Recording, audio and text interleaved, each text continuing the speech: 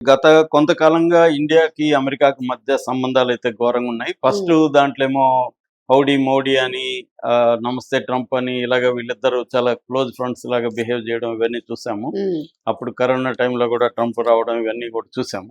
అవును. దాంట్లో తర్వాత కూడా ట్రంప్‌కి, మోడీకి మంచి సంబంధాలున్నాయి కాబట్టి మోడీకి సంబంధించిన వాళ్ళు కావచ్చు, లేకపోతే ఇండియన్స్ కూడా అక్కడ ట్రంప్‌కే ఓటేశారు. హ్మ్. కమలా హారిస్‌ని ఓడించారు. హ్మ్. సో, ఒక రకంగా ఇండియన్‌ల ఓట్లు కూడా చాలా కీలకమని చెప్పొచ్చు. అంటే బీజేపీ కావచ్చు, లేకపోతే హిందుత్వవాదులు కావచ్చు. హ్మ్. మొత్తంగా అక్కడ ట్రంప్‌ని గెలిపించడంలో ఇండియా రోల్ కూడా చాలా ఉంది. అది ట్రంప్ కూడా గుర్తించాడు. ట్రంప్ కూడా చెప్పాడు. అయితే రాను రాను ట్రంపు నేచర్‌లో మార్పొచ్చింది ఇండియా పట్ల. ముఖ్యంగా మన ఇండియాకి, పాకిస్తాన్‌కి మధ్య వారప్పుడు కూడా అసలు యుద్ధం ఆగిందని ఎవరికీ తెలీదు మనకి. అవును. ఇండియా గాని చెప్పలేదు, పాకిస్తాన్ చెప్పలేదు. సడెన్‌గా ట్రంప్ ట్వీట్ చేశాడు. హ్మ్. సో, అసలు ఇదేంది నిజమా? అబద్ధమా? అని నమ్మే ఇది లేదు ఎవరికి గూడా. ఎందుకంటే మనం సక్సెస్‌లో ఉన్నాము. మనం అప్పర్ హ్యాండ్‌లో ఉన్నామని మన మీడియా అంతా అదరగొడుతుంది. హ్మ్. చంపేయండి, నరికేయండి పాకిస్తానోళ్ళని కొడుతుంటే సడెన్‌గా వచ్చి నిప్పులో నీళ్లు పోసినట్టు ట్రంప్ అనౌన్స్ చేశాడు. అప్పుడు గూడా మోడీ మాట్లాడలేదు. మోడీకి ఒక రకం పరువు పోయిందని చెప్పొచ్చు. అవును. ఎందుకంటే ఎవడో సంబంధం లేనోడొచ్చి యుద్ధం దేశం ఆగిపోయిందని కోసం. జెప్తే వీళ్ళు దాన్ని కనీసం కౌంటర్ చేసే పరిస్థితిలో గూడా లేదు. హ్మ్. ఇప్పటికి గూడా మోడీ దాని మీద డైరెక్ట్‌గా ఎక్కడ ట్రంప్ చెప్పింది అబద్ధమో, మేము ట్రంప్ ఆపలేదు యుద్ధాన్ని. మేమే ఆపాము. మా పర్పస్ సాల్వ్ అయింది కాబట్టి మేము ఆపాము అని చెప్పుండొచ్చు. హ్మ్. అది ఇప్పటివరకు చెప్పలేదు డైరెక్ట్‌గా. అధికారులు వాళ్ళు వీళ్ళు మాట్లాడారు గానీ, సో, అంటే ఆయన ఒక్కసారి గాదు. పదే, పదే, పదే నేను అవును. యుద్ధాన్ని ఆపాను, నేను యుద్ధాన్ని ఆపాను. నేను ఇన్ని యుద్ధాలు ఆపాను. ఇండియా, పాకిస్తాన్ నేనే ఆపానని చెప్పుకుంటూనే ఉన్నాడు. అవును.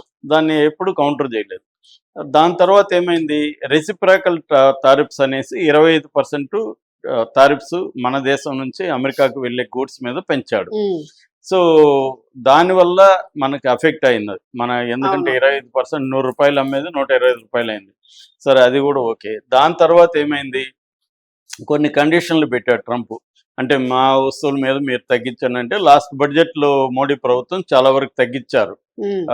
ముఖ్యంగా మోటార్ బైక్స్ మీద, హ్యాడ్లీ అండ్ వీటి మీద తగ్గిచ్చారు.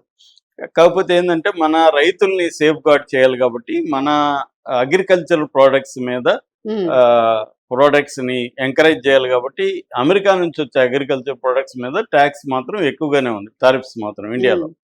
సో, అది కారణం ఏందంటే అతనికి ఎలాగా అమెరికా ఫస్ట్ పాలసీ ఉందో, మోడీకి కూడా ఇండియా ఫస్ట్ పాలసీ ఉంటది గదా! అవును. సో, దానివల్ల మోడీ ప్రభుత్వం గూడా అన్నిటికి తల ఊపలేదు. కానీ కొన్నిటికి ఒప్పుకున్నారు వీళ్ళు. అంటే హ్మ్. ఇచ్చిపుచ్చుకునే ధోరణి ఉండాలి కాబట్టి కొంత ఎక్కడ తగ్గాలో గూడా అది ఇంపార్టెంట్ అనేసి ట్రంప్ చెప్పిన కొన్ని కండిషన్‌లకు ఒప్పుకున్నారు.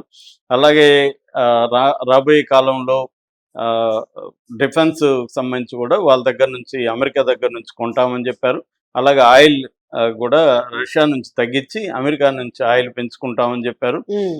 అట్లాగే మళ్ళీ మనకి ఆహ్, హెచ్-1బీ వీసాలకు సంబంధించి గూడా చేసినా గూడా గమ్మునున్నారు. అట్లాగే మనోళ్ళని ఇల్లీగల్ ఇమ్మిగ్రెంట్స్ పేరుతో సంకెళ్ళేసి, హ్మ్. ఇక్కడ తీసుకొనొచ్చి ఏదో సరుకుల్ని లారీలో తెచ్చి వదిలినట్టుగా, అవును. టమాటోలని తోసినట్టుగా వచ్చి తోస్తే గూడా మన ప్రభుత్వం గట్టిగా దాని మీద నిరసన తెలియజేయలేదు. అవును. ఎందుకు తెలియజేయలేదంటే వాడు బలవంతుడు. వాళ్ళతో మనకు అవసరాలున్నాయి. మనది అత్యంత అదేందంటే number 1 importer of Indian goods America కాబట్టి, హ్మ్. ఇవన్నీ దృష్టిలో పెట్టుకొని మోడీ ప్రభుత్వం చాలా సంయమనంతో, ఓపికగా ఉంది.